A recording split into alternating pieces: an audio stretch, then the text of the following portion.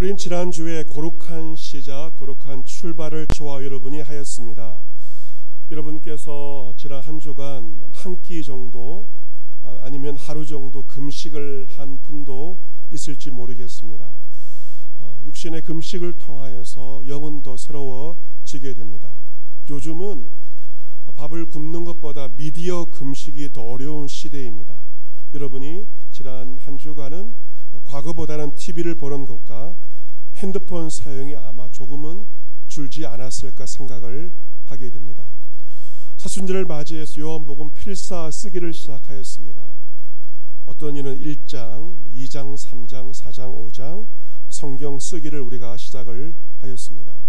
새벽 기도에도 요한복음 말씀을 묵상하고 있습니다. 예수님의 마지막 기도, 대제사장직 기도 17장 말씀을 새벽에 묵상하고 예수님의 기도의 제목을 우리의 기도의 제목으로 삼고 기도하고 있습니다.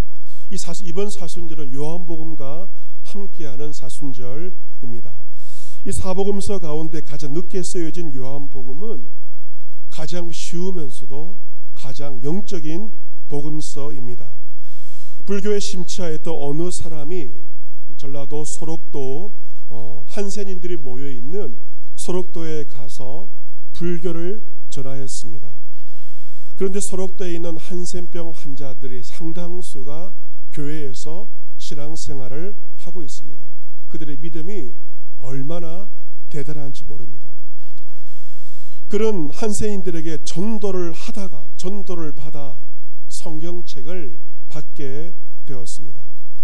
아침 저녁으로 연부를 하였지만 밤에 몰래 성경을 읽게 되었다고 합니다.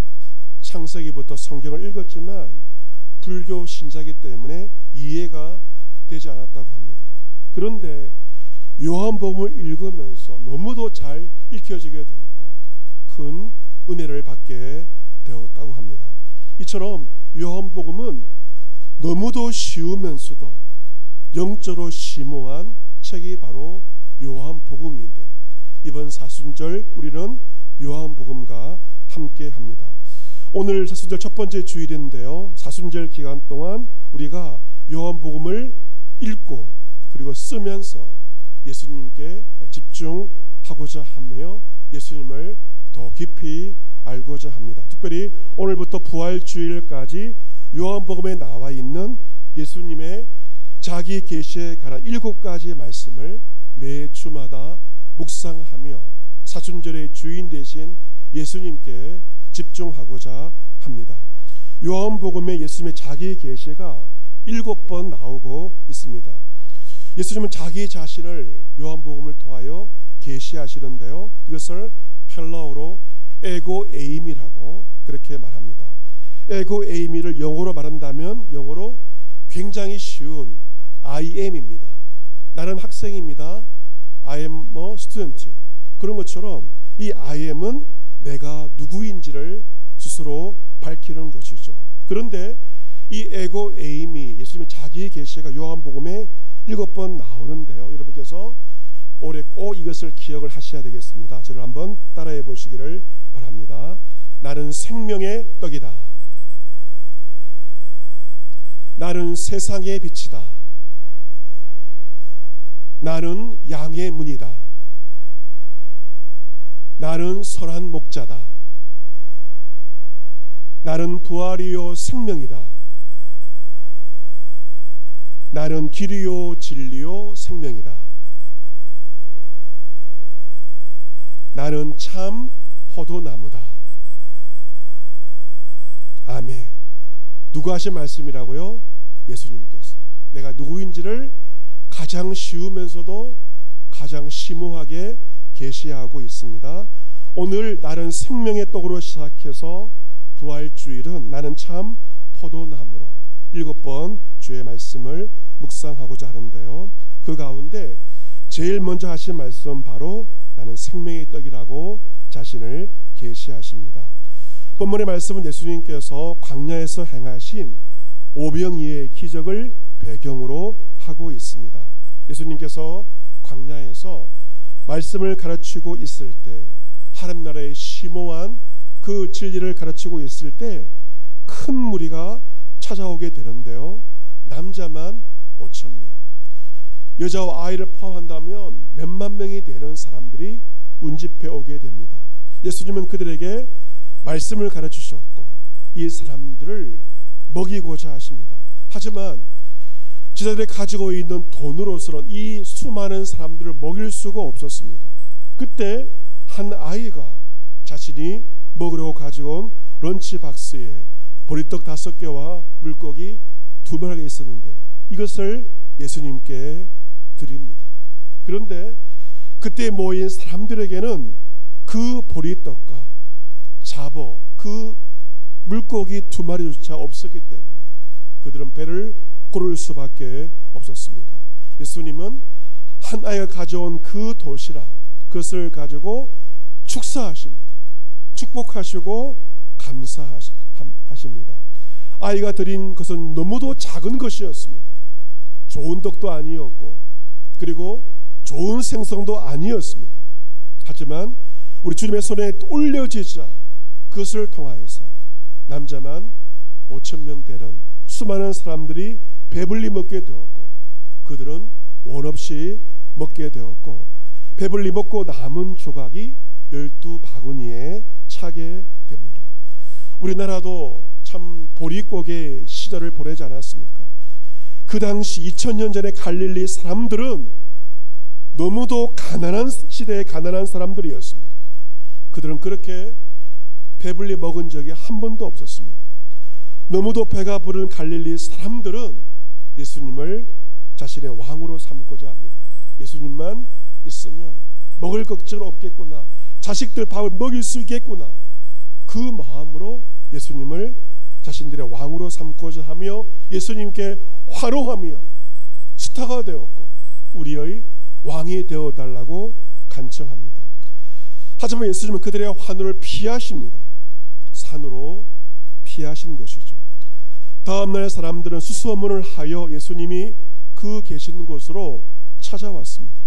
예수님은 그들에게 말씀하시죠. 너희가 나를 찾는 것은 표적을 본 까닭이 아니다. 그저 떡을 먹고 배부른 까닭이로다. 썩을 양식을 위하여 일하지 말고 영생하도록 있는 양식을 위하여 일하라 라고 그들에게 말씀하십니다. 그러면서 예수님은 오병이의 표적에 담긴 의미에 대해서, 진정한 의미에 대해서 오늘 본문에서 말씀하고 계십니다. 본문 35절 우리 같은 목소리로 함께 크게 봉독하도록 하겠습니다. 35절 같이 읽습니다. 시작. 예수께서 이르시되 나는 생명의 떡이니 내게 오른 자는 결코 줄이지 아니할 터이요 나를 믿는 자는 영원히 목마르지 아니하리라. 아멘. 예수님께서 왜 오병이의 기적을 행하셨습니까? 사람들에게 한번 배부름을 주기 위해서, 그들의 주림배를 채우시기 위해서 기적을 행하신 것이 아닙니다. 예수님이 어떤 분인지를 알려주시기 위해서, 자신을 계시하기 위해서 이 기적을 행하신 것인데, 바로 예수님은 말씀하십니다. 내가 생명의 떡이다. 나에게 오는 자 결코 줄이지 아니할 터이요 나를 믿는 자 영원히, 이 땅에서만이 아니라 영원히 목마르지 아니하리라. 내가 생명의 떡이라고 말씀하십니다. 요즘 사람들이 보면요, 그 많은 관심이 먹는 것에 대한 관심이 있습니다. 과거에 몇십 년 전만 하더라도 좋은 것이 아니라 배를 채우기 위한 것이었다면 지금은 우리나라가 잘 살게 되어서 맛집을 찾고 특이한 음식을 사람들이 찾고 있는 시대입니다. TV를 켜보면 먹는 것과 관련된 프로그램이 얼마나 많은지 모릅니다. 유튜브에 먹방 프로그램에 수백만의 조회수가 있을 정도로 사람들은 먹방 프로그램에 열광을 하고 있습니다. 왜 요즘 사람들이 그처럼 먹는 것에 열광하는가? 여러분, 현실은 어떻습니까? 혼밥 시대입니다. 혼자 밥 먹는 사람들이 과거보다 더 많아진 시대에 살고 있습니다. 외식비가 올라서 편의점, 도시락으로 한 끼를 때우는 사람이 있습니다. 원룸에서 혼밥을 먹으면서 편의점 도시락을 먹으면서 무엇을 보고 있는가? 누군가가 맛있게 먹는 먹방 영상을 보면서 대리 만족을 누리고 있는 것이 지금의 현실입니다. 여러분, 요즘 사람들이 먹는 것에 관심을 많이 가지는 이유가 무엇일까? 왜 많은 사람들이 SNS에 맛있는 음식 사진을 올리는 이유가 무엇일까? 이유는 바로 마음이 허하기 때문입니다. 마음이 헛헛해요. 영혼이 갈급합니다. 마음의 허함을 먹는 것으로 사람들은 채우고자 하는 것이 지금의 시대의 모습입니다. 하지만 세상에 어떤 맛있는 음식도, 화려한 음식도 우리에게 완전한 만족을 주지는 못합니다. 여러분, 호텔에 있는 뷔페 어떤 음식보다도 만족을 주는 음식이 어떤 음식일까요? 그것은 바로 집밥입니다. 어머니의 사랑이 담긴 집밥, 아내의 사랑이 담긴 집밥입니다. 된장찌개, 김치찌개, 너무도 소박하지만 그 집밥에는 어머니의 사랑이 있고 아내의 사랑이 있습니다. 그 집밥을 먹으면 피가 되고 그리고 살이 되는 것이죠. 교회밥 역시 사랑이 담긴 집밥과 같습니다. 어제도 식사를 맡아 섬기는 권사님들 오셔서 제가 주방을 보니 정갈하게 그리고 위생적으로 준비하는 모습을 보게 되었습니다. 교회밥이 왜 맛있는가? 그것은 조미료 때문이 아니라 무엇이 있어서 사랑이 있기 때문에, 주님을 사랑하는, 성도들을 사랑하는 그 사랑으로 밥을 짓기 때문에 교회밥이 맛있는 것이죠. 또한 땀 흘리고 먹는 밥도 얼마나 맛있는지 모릅니다. 한 달에 한번 우리 교회에서 노인복지관에 가서 급식 봉사를 하게 됩니다. 봉사를 한번 가보시면 그 배식하는 1시간여 동안에는 너무도 바쁩니다. 수백 명의 밥을 털은 그리고 반찬을 배식하다 보면 잡념이 생기지 않고 1시간 동안 몰입하게 됩니다. 정신없이 땀 흘리고 나서 밥을 먹으면 그 밥이 정말 꿀맛입니다. 그냥 밥을 받아 먹는 것이 아니고 누군가를 위해서 봉사하고 땀을 흘린 다음에 먹는 그 밥이 얼마나 맛있고 얼마나 꿀맛인지 모릅니다. 예수님도 우리에게 진정한 양식에 대해서 말씀하시면서 내가 바로 생명의 떡이라고 말씀하십니다. 나에게 오는 자 결코 줄이지 않을 것이다.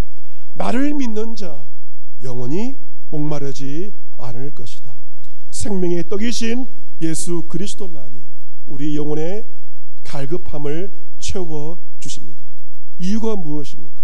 그분이 우리의 생명이기 때문에 그렇습니다.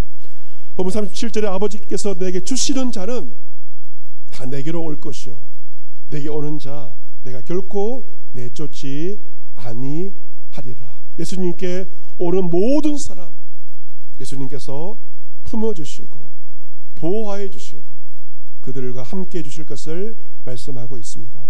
38절에 내가 하늘에서 내려온 것은 내 뜻을 행하려 함이 아니요 나를 보내신 이의 뜻을 행하려 함인데 그 뜻이 무엇인가? 본문 39절에 그 뜻이 나와 있습니다.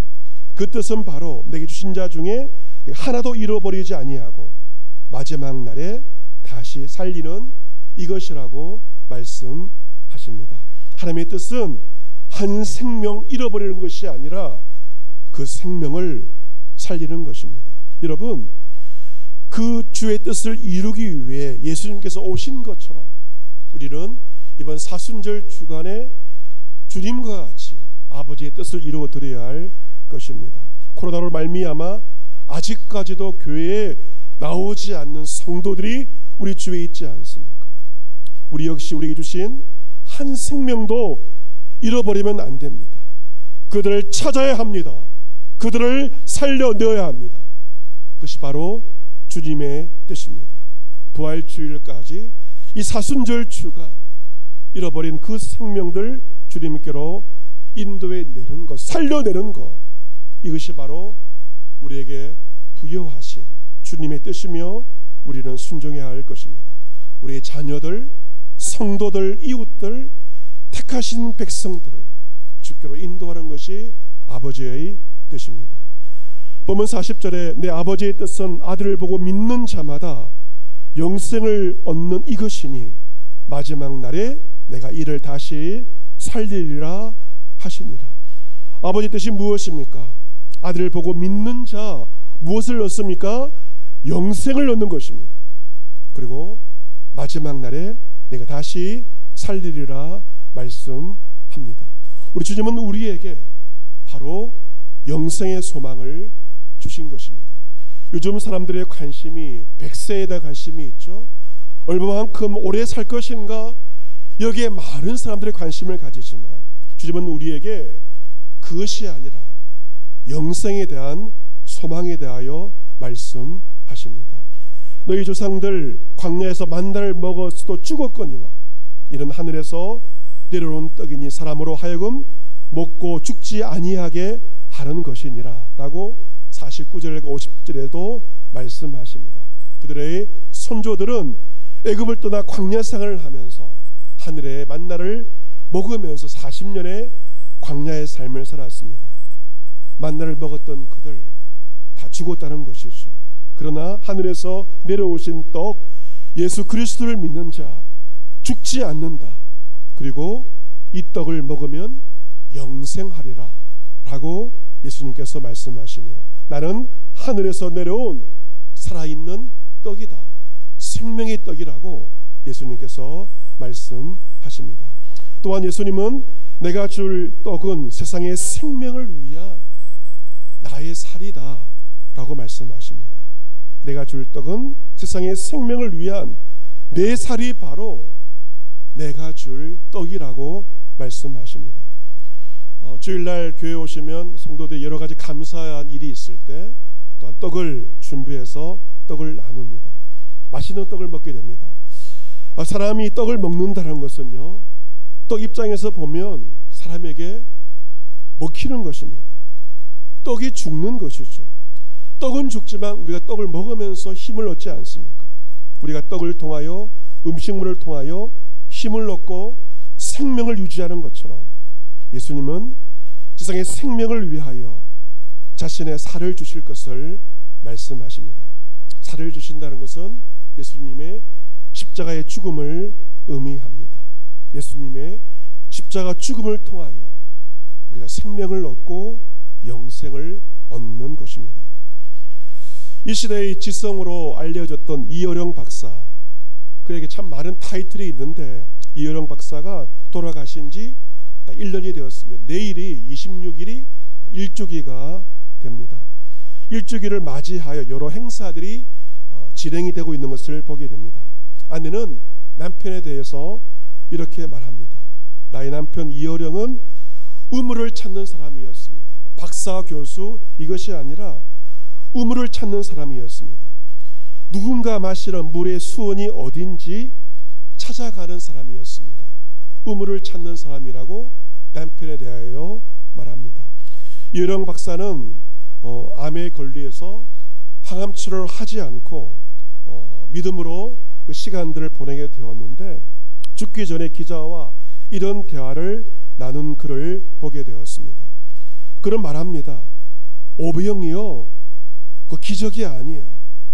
모세와 이스라엘 사람들이 광야에서 먹었더라 만나도 기적이 아니야. 먹으면 죽는 거요. 그거 먹은 사람들 다 죽었어. 오병이어 먹은 사람들 다 죽었어. 만나를 먹은 놈들 다 죽었어. 예수님 죽지 않은 빵을 주려고 왔는데 먹으면 죽는 빵을 가지고 기적이라고 그래? 그까짓 것은 아무것도 아니에요. 생명은 언젠간 죽어. 죽는 생명이 뭐 그리 대단해. 가장 어려운 것은 영생이야. 죽음을 극복하는 것이지. 그러니까 기독교는 생명을 주고 생명을 통해 영생을 얻는 것이지. 그가 죽기 며칠 전에 기자와 나눈 대화의 내용입니다. 당대의 지성이었습니다. 하지만 딸의 죽음을 통하여서 영생의 세계에 들어가게 되었고 그 역시 영생의 소망 가운데 그런 죽음을 맞이하게 된 것입니다. 사랑하는 성도 여러분, 요즘에 대화의 화두가 인공지능에 관한 관심이 많아지고 있습니다. 지난주 목사님들과 모임에서 식사하며 대화할 때도 인공지능에 관한 것이 화제거리가 되었습니다. 인공지능이 판결문을 쓰는데 변호사가 몇 시간 쓸 판결문을 인공지능은 불과 몇십 분에 멋있게 쓴다는 것입니다. 어느 목사님이 자기도 궁금해서 인공지능한테 본문을 주고 설교를 한번 써보라고 맡겼다고 합니다. 그런데 설교 내용을 보니 정말로 기가 막히게 간결하고 논리적으로 잘 써서 깜짝 놀랐다고 합니다. 이 인공지능이 이제 사람들이 하던 일을 하는 시대가 되었습니다. 하지만 여러분, 어차피 인간이 인공지능보다 못할 수도 모르겠습니다. 그러나 인공지능은 지식과 정보가 있지만 가장 중요한 것이 없습니다. 무엇이 없을까요? 바로 생명이 없는 것이죠. 지식과 정보는 있지만 인공지능에는 생명이 없습니다. 사순절날 이 정보화 시대에 살아가면서 우리가 정말 알아야 할 것은 생명의 떡이신 예수님이십니다. 예수님 말씀하십니다. 나에게 오는 자 결코 줄이지 않을 것이다. 나를 믿는 자 영원히 목마르지 아니하리라 말씀하시면서 우리를 영원한 생명으로 우리를 초대하십니다. 밥이 보약이라는 말이 있습니다. 한 끼 밥을 잘 먹으면 배가 부르면 군것질거리가 눈에 들어오지 않습니다. 마찬가지로 우리가 신령한 것으로 가득 차 있으면 지상의 것에 연연하지 않고 우리는 살아갈 수가 있습니다. 주님께서 말씀하셨죠. 사람이 떡으로만 살 것이 아니요 하나님의 입으로부터 나오는 모든 말씀으로 살 것이라고 주님께서 말씀하십니다. 세상에 많은 사람들이 세상의 먹거리 때문에 목숨 걸고 살고 있지만 우리가 진정으로 목숨 걸어야 할 것은 떡이 아닙니다. 바로 하나님의 입에 나오는 모든 말씀에 우리는 목숨 걸고 우리는 살아가야 할 것입니다. 주의 말씀으로 배부를 때 우리는 세상의 것 그것의 배고픔과 갈증을 느끼지 않으면서 어떠한 형편에 살면서도 우리는 자족하며 살아갈 수가 있습니다. 바울이 그러하였습니다. 바울이 빌립보서 4장에서 말합니다. 내가 궁핍함으로 말하는 것이 아니라 어떠한 형편이든 일단 자족하기를 배웠노니 나는 비천에 처할 줄도 알고 풍부에 처할 줄도 알아. 모든 일 곧 배부름과 배고픔과 풍부와 궁핍에도 처할 줄 아는 일체의 비결을 배우느라. 어떻게 가능합니까? 주님 한 분만으로 그가 만족하였기에 그런 배부를 때에도 배고플 때에도 풍부할 때도 궁핍한 모든 상황 가운데 그런 처하며 그런 자족하며 감사하며 살았던 것입니다. 사랑하는 성도 여러분, 이번 한 주 생명의 떡이신 예수 그리스도에게 나아가시기를 바랍니다. 생명의 떡이신 예수님을 깊이 알아가시고 주님 한 분만으로 만족하시기를 바랍니다. 썩을 양식 위하여만 일하지 마십시오. 영생하도록 있는 양식을 위하여 살아가시기를 바랍니다. 다만 예수 믿는 것이 아니라 우리에게 허락하신 한 생명도 잃어버리지 않고 사순절 기간 동안 잃어버린 생명들 살려낼 수 있는 저와 여러분 모두가 될 수 있기를 생명의 떡으로 우리에게 오신 예수 그리스도의 이름으로 축복합니다. 아멘.